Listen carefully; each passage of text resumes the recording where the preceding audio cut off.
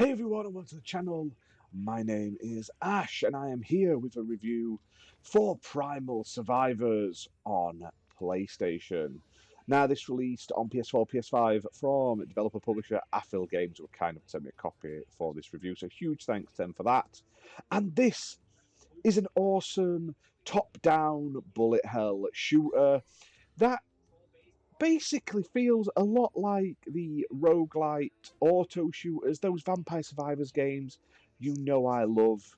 I play them all the time. They're like my bread and butter. Except where those games have like an auto fire, you actually get to sort of control your skills and attacks. But the core gameplay is very much the same. You're wandering around areas, enemies are coming at you. You defeat the enemies, you get XP, you level up. You then get a choice of one of sort of three skills to either improve your stats or give you new abilities and stuff like that. You'll keep surviving as long as possible. Eventually, you'll take on bosses, and eventually you'll complete a run. Now, this game has a sort of prehistoric-y sort of feel to it with the characters and stuff like that. But while it seems simplistic in its gameplay style, there's actually quite a lot to this game. So if you've ever played a sort of roguelike action game, a shooter, you'll know exactly what you're in for here, except you can obviously use the mouse to aim and you press the buttons to attack. Now, if you die, you can then spend some of the monies you've got during each of the runs on permanent upgrades, and there are 25 permanent upgrades you can purchase to make your next run a little bit easier.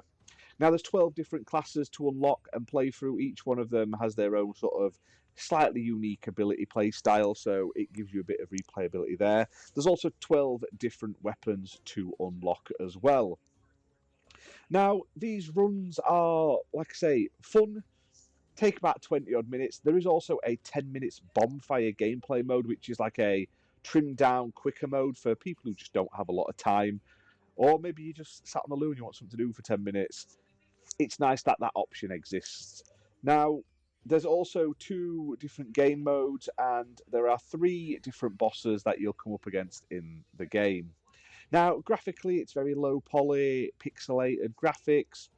I like the enemies, sort of the difference in them. There's quite a few of them. The environments are a little bland, just based on the graphics alone. But overall, it's not bad. It does the job. And like I say, I'm not looking at the graphics. I'm enjoying the actual gameplay, avoiding the tons of enemies on screen at once, running around trying to collect the XP and everything like that to level up. It does the job perfectly. The music's fine. And there's a lot of replayability in this one. And it takes a little bit more skill when it's not just auto aiming for you. You're having to like aim where you want to attack and stuff like that. So it does add a little bit more difficulty to the sort of core gameplay loop. But all in all, I quite enjoyed this one. Really fun. Plenty to do in it. More than I was expecting. And it's priced at $3.99, so that's a fantastic price. Like I say, for a fair few hours worth of content, lots of replayability, short and longer runs. Yeah, everything you could want from this type of game. So it's available on PS4, PS5. It's also available on Steam and other console platforms as well. So hit that like button, hit subscribe, and I'll see you soon for more gaming content. Bye for now, guys.